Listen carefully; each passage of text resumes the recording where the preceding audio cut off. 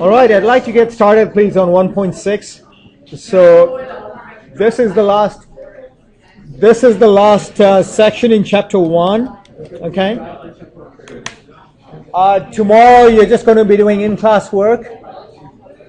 Monday we're going to start out with chapter 2, and then on Tuesday you have a chapter 1 test. Okay. So today's topic is really important. We've got a lot of notes to take. You can see there are 14 pages and 14 slides.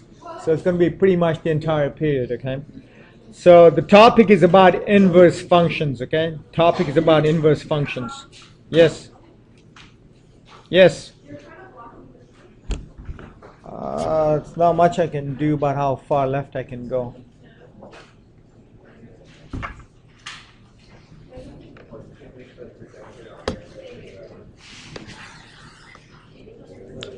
Okay, so the notation is extremely important in this, okay? The notation is extremely important.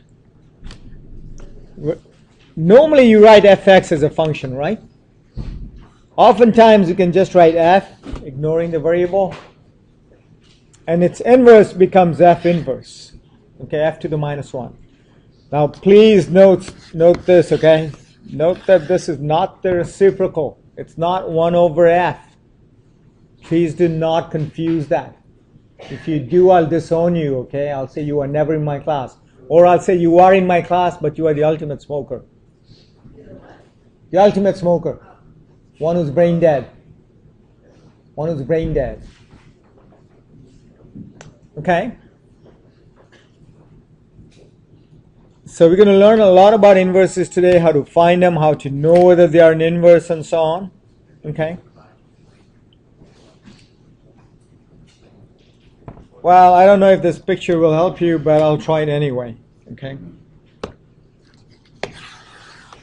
What it's kind of telling you is that if I have an input in here, and then I get an output out of that function, and whatever that function is, okay? So this guy is doing some stuff to the input, okay? What's the other name for input? Domain. Nice, good job, domain. Okay? And then it does some stuff to the input and generates an output. And what's the other name for output? Range. Nice. Good job. Okay. And then if you take this output and you put it into the inverse box, okay, you put it into this inverse box, okay, you get some stuff out here, right? Now if this is truly the inverse of that, it'll turn out that the stuff that you get out here will be exactly what you put in here. In other words, this red box does something to the input. The blue box undoes whatever the red box did. You guys with me on that? So it gets back to what you started out with. Right? So if that's if the pictures are not helping you, let's hope the math helps you, okay? Let's hope the math helps you. Okay, so here's the mathematical definition of what an inverse is. Okay, here's a math. Are you guys taking notes, or are you just going to sit and chill there? Wow. You are?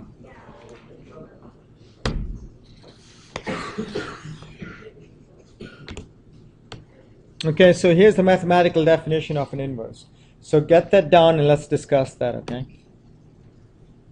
All right, so what is this process called? Does anybody know what the process is called? Starts with a C, an O, an M, a P. Sorry? Composition. Function composition. Right? We've done that, haven't we? Fog. Didn't we do fog just day before yesterday? Yeah. So instead of fog, it's F inverse. Okay? So in other words, if you composite F and F inverse in this direction, you should get an X if the functions are inverses of each other. Now, it's not enough to do just this. You need to do the other one too. So in other words, you need to switch these two guys, as you can see here. You need to switch those two. It's only when both those things give you an X are the two functions inverses of each other. Okay?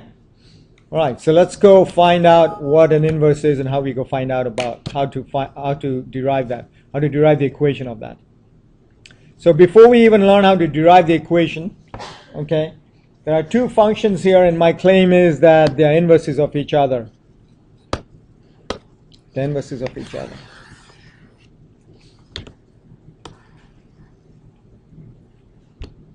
In other words, this is your original function, this is its inverse. Don't worry about how to find it. I'll give you a recipe in a few minutes. Okay, and then we'll start cooking. Yeah, I feel sometimes like a cooking show person, you know.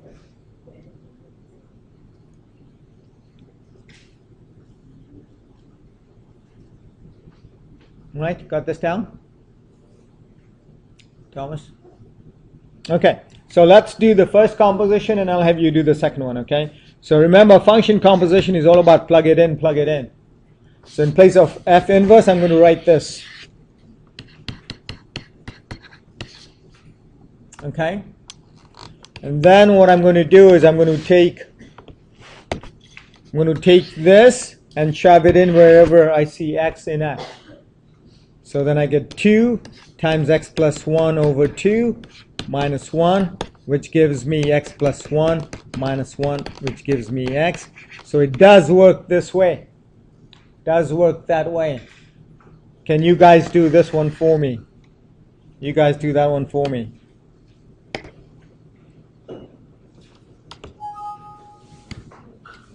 All right. Let's take a look at the concept of domain and range of f and f inverse. I'll just take you back for a minute to this box that I'd drawn, and we kind of did that pictorially right here. Okay. Let me just go over this and then I'll talk about the domain and the range. Okay. So for this guy, this would be the domain. See how it's in red? So it goes with the red box. And this guy here would be the range coming out like that. But notice how the range of this guy becomes the domain of the blue box. Do you guys see that? And then this guy becomes the range. Except remember what I told you, that this guy undoes everything that he did, so that this and this are equal. Okay? You guys got that pictorially? Maybe it's more obvious in the table here that I'm going to show you. Okay? Okay? Whereas this table is more is easier to read. Okay? The domain. See how the red and the blues are kind of interchanging? Okay? The domain of f becomes the range of the inverse, and the range of f becomes the domain of the inverse. Okay? This is what I'm showing you here. You guys okay on that? Right? So domain of f becomes the range of the inverse.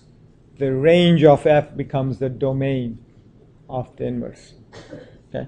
This is a pretty important concept, particularly in calculus when you come and do certain things in calculus. Okay? And the unfortunate thing is that a lot of the topics we see only once in pre-calc and they hit you again a year later. So if you don't practice enough and really internalize the stuff, by the time you come into calculus, you've forgotten everything. You've forgotten everything.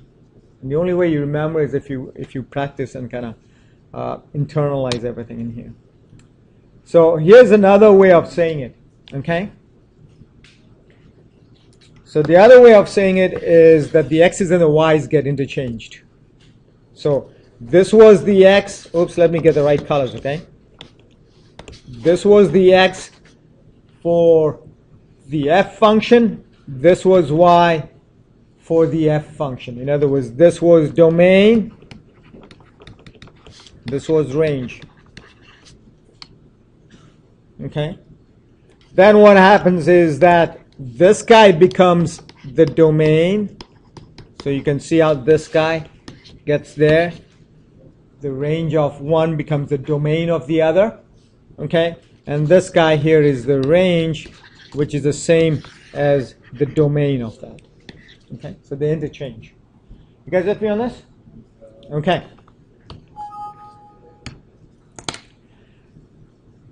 All right. How do I know whether an inverse exists or not? Okay. How do I know if an inverse exists or not? So take this picture and then let's discuss that. Okay. So before you can even find out the inverse of a function, you got to ask yourself, Will an inverse exist? I mean, does this function have an inverse? Okay.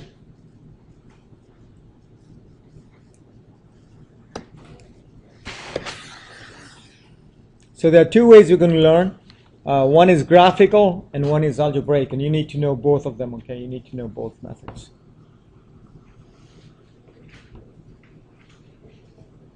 So first of all, is this a function? The left hand, is this a function? Why?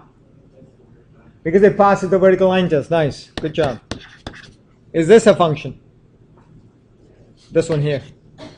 Yes, so they're both functions, okay? However, this is not one-to-one, and I'll explain that, what I mean by that, okay? There are two ways of thinking about this. If I were to draw a horizontal line, okay, not a vertical line anymore, if I were to draw a horizontal line, if it cuts the graph in more than one place, see how it's cutting it here and here? It's not one-to-one. It's not one-to-one. So there is no inverse for this function. There is no inverse for this function.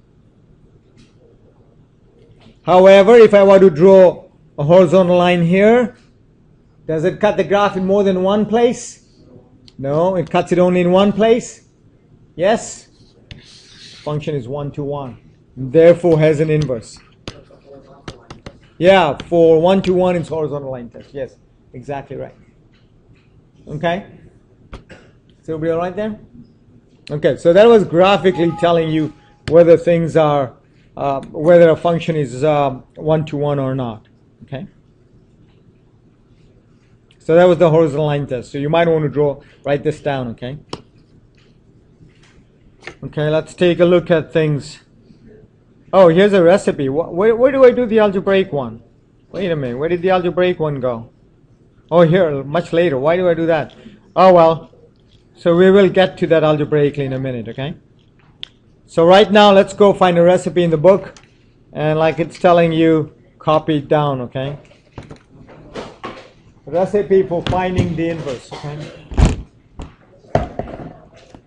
Sona, where's your book? Congratulations, you brought the book. Udara, congratulations, bringing the book. Let's see that it lasts through the year now. Okay, just don't do it one day when I yell at you.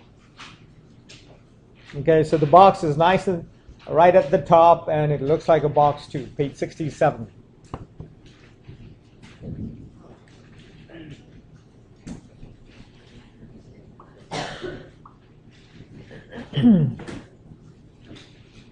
Yes, Amy, question? Shri, question, page 67. Anybody need help opening a book? Yeah, I just worked out yesterday. I got some more biceps on. Surbeer, you want me to help you open your book? Oh, I know, I can help Vikram open his book. He doesn't even have a book. So I can help him open his book. Wouldn't that be awesome? Where's your book, Vikram? Sorry? Wow. Can you guys not forget to bring a book? You can see I don't have any spare sets here, okay? And I use the book all the time. All my lectures are based on the book. If I get done early, you start your homework.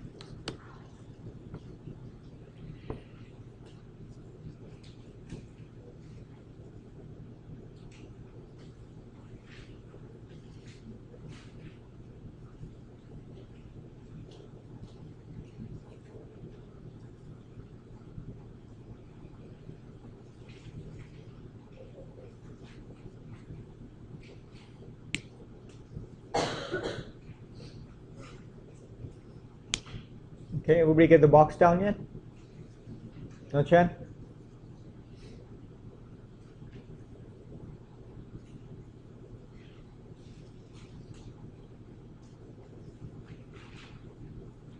Coco got the box down?